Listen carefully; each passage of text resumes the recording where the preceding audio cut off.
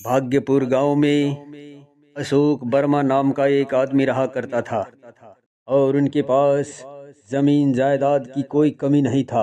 और वो सोचता था कि हे भगवान, मैं क्या करूं कि मेरा नाम दुनिया में अमर हो, जो मेरे मरने के बाद भी मेरा नाम लोग सदियों सदियों तक लेता रहे। लेकिन मुझे समझ में नहीं आ रहा है कि ये सलाह मैं किससे लूं, कौन देगा मुझे अच्छा सुझाव। और तभी उनका ध्यान अचानक बाबा की ओर जाता है।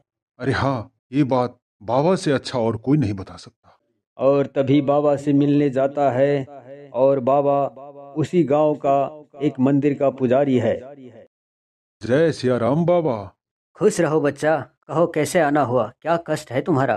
बाबा, मेरे पास धन दौलत रुपया पैसा सब कुछ है, लेकिन मैं ऐसा क्या करूं जो मेरा नाम लोग सदियों सदियों तक लेता रहे मेरे मरने का बाद। मुझे कुछ बताइए बाबा, कुछ सुझाव दीजिए मुझे। लोग उसी व्यक्ति को हमेशा याद करता है जो गुप्त दान करता है। क्या बाबा, मैं दान करूंगा तो लोग मुझे ज्यादा याद करेंगे? हाँ अशोक वर्मा, ये बात सत्य है कि जो लोग गुप्त दान करता है उसे लोग हमेशा हमेशा याद करता है। जैसे राजा हरिश्चंद्र, दानवीर कर्ण। युग भले ही बदल जाए लेकिन इन महापुरुषों को आज भी याद किया जाता है। और इन सब का कारण है गुप्त दान। समझे? बाबा, आप सत्य वचन बोल रहे हैं। आज के बाद हम भी दान करेंगे ताकि लोग मुझे सदियों सदियों तक याद करें। तुम दान करो, पर ये बात किसी को मत बताना।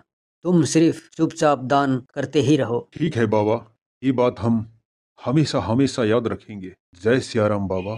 तुम हमेशा खुश रहो। वहां से अशोक वर्मा जाने लगता है।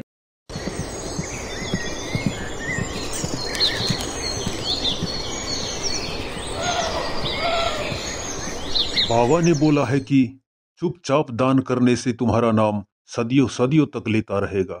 लेकिन पूरे गांव वालों को अगर मालूम हो जाए तो एक दिन ऐसा ना आए कि मुझे भी दान मांगना पड़ जाए। और तभी एक आदमी अशोक वर्मा से दान मांगने आ जाता है। साहेब, मैं बहुत बीमार हूँ साहेब, और घर में खाने के लिए भी कुछ भी नहीं है। बाल बच्चे भी कितने दिनों से भूखे हैं। अरे ठीक है, तुम्हें कितनी मदद चाहिए बोलो। साहेब, मुझे 10,000 रुपयों की बहुत जरूरत है साहेब। अगर आप दे दीजिएगा तो भगवान से आपके लिए प्रार्थना करूंगा साहेब। दिल से दुआ मांगूंगा मैं। अरे 10,000 मैं तुझे ही दे दूंगा, तो फिर दूसरे आदमी भी मांगने के लिए आएगा, उसको कहाँ से दूंगा मैं, बताओ। खैर ठीक है, मैं तुझे जरूर मदद करूंगा। बहुत मेहरबानी होगा साहेब। ये लो रखो, और सुनो, सारे गांव वालों को बता देना कि मैंने तुम्हें पैसे दान में दिया है, ताकि गांव को लोगों को पता चल सके कि मैं भी एक दानी हूँ।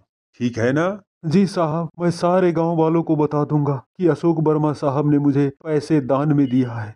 इतना कहकर दोनों आदमी अपना अपना घर जाने लगता है। अशोक वर्मा कुछ दूर जाने के बाद एक और आदमी उनसे मिलता है और तब तक पूरे गांव में ये हल्ला हो चुका होता है कि अशोक वर्मा दान करता है। साहब, मैं सुना हूँ कि आप गरीब और लाचार व्यक्ति को दान देते हैं। हाँ, मैं दान देता हूँ गरीब और लाचार आदमी को। तो साहब, मेरी बेटी का सगाई है और मैं आशा करता हूँ कि आप मुझे कुछ मदद करेंगे, इसीलिए मैं आपका पास आया हूँ साहब। तुम चिंता मत करो, मुझे किसी भी शुभ कार्य में दान देने में बहुत मजा आता है। मैं आनंदित हो जाता हूँ। तभी अशोक वर्मा बल्लू को कुछ पैसा देता है। ये बात तुम सारे गांव वालों को बता देना, ताकि सारे गांव वालों को पता चल सके और मेरा नाम लेता रहे। ठीक है साहब, मैं सारे गांव में बता दूंगा कि अशोक वर्मा साहब ने मेरी बेटी की सगाई में कुछ पैसे मदद दिए हैं। अरे मेरे सामने ऐसा बोलने का कोई जरूरत नहीं है, गांव में जाके बताओ, ताकि मेरा नाम सदियों सदियों तक लोग लेता रहे। ठीक है साहब। बल्लू वहां से चला जाता है और अशोक वर्मा भी अपना घर के लिए रवाना हो जाता है। अशोक वर्मा अपने बगीचे में टहल रहा था, तभी वहां पर एक आदमी आता है।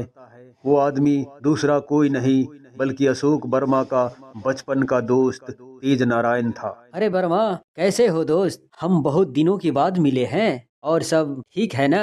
खैरियत से हो ना?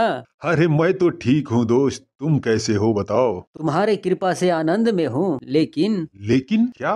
और तभी एक भिखारी अशोक वर्मा के पास आता है। साहब, मेरा बीवी का टांग टूट चुका है एक्सीडेंट होकर। कुछ मदद मिल जाता तो मैं अपनी बीवी का इलाज करवाता साहब, नहीं तो मेरी बीवी मर जाएगी साहब, नहीं तो मर जाएगी। अरे देखो भाई, अभी तो मेरे पास पैसा नहीं है, लेकिन तुम कल आओ और लेके चले जाओ। नहीं साहब, अगर मेरी बीवी का सही टाइम पर इलाज नहीं हुआ तो वो मर जाएगी।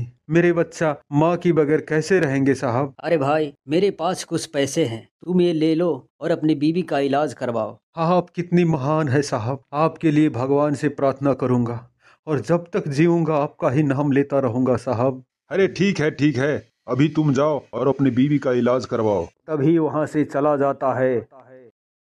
अरे दोस्त, क्या बताऊं, ये लोग काम करना नहीं चाहता। जब भी पैसा का जरूरत हो तो भागा भागा चला आता है मेरे पास मांगने के लिए। अरे दोस्त, तुम ऐसा दान मत करो, नहीं तो लोगों का आदत बिगड़ जाएगा, समझा।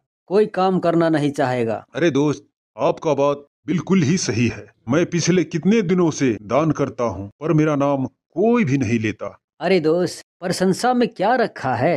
खैर छोड़ो इन सब बातों को। मैं पास के ही गांव में जा रहा था कुछ काम से, और देखो ईश्वर का कृपा, तुमसे भी मुलाकात हो गया। अरे दोस्त, मैं भी भूल गया। अरे घर चलो, यहाँ पर खरे खरे बात करेगा क्या? अरे नहीं नहीं दोस्त, मैं किसी जरूरी काम से जा रहा हूँ। इतने कहने के बाद तेज नारायण वहां से चला जाता है और अशोक वर्मा कुछ काम से जा रहा था। तभी अरे भाई, अशोक वर्मा आ रहा है। अरे इनसे अच्छा तो इनका दोस्त है भाई। चुप कर, अशोक वर्मा आ रहा है। ये दान कम करता है और दिखावा ज्यादा करता है। अशोक वर्मा ये सारी बातें सुनकर बाबा के पास जाता है। जय सिया राम बाबा। तुम्हारा कल्याण हो। बाबा, मैं कितने दिनों से दान करता आया हूँ, फिर भी गांव का लोगों ने मेरा नाम कभी नहीं लिया। लेकिन मेरा दोस्त ने कुछ पैसे भिखारी को दिया और उनका नाम सारे गांव वालों ने अभी तक ले रहा है। आखिर क्यों बाबा? अशोक वर्मा, मैं तुम्हें गुप्त दान करने के लिए बोला था, वो भी निस्वार्थ भावना से। पर तुमने दान तो किया, पर निस्वार्थ भावना से नहीं किया। तुमने सारे गांव में ढिंढोरा पीट दिया, और तुम्हारा दोस्त जो दान किया वो निस्वार्थ भावनाओं से किया, इसीलिए लोगों ने उन्हें याद करते हैं। तुमको समझ में आया कुछ? हाँ बाबा, मैं समझ गया। आज के बाद मैं अपना नाम कमाने के लिए कभी दान नहीं करूंगा। मैं असहाय और जरूरतमंद लोगों को सच्चे हृदय से दान करूंगा। तुम्हारा जय हो अशोक वर्मा।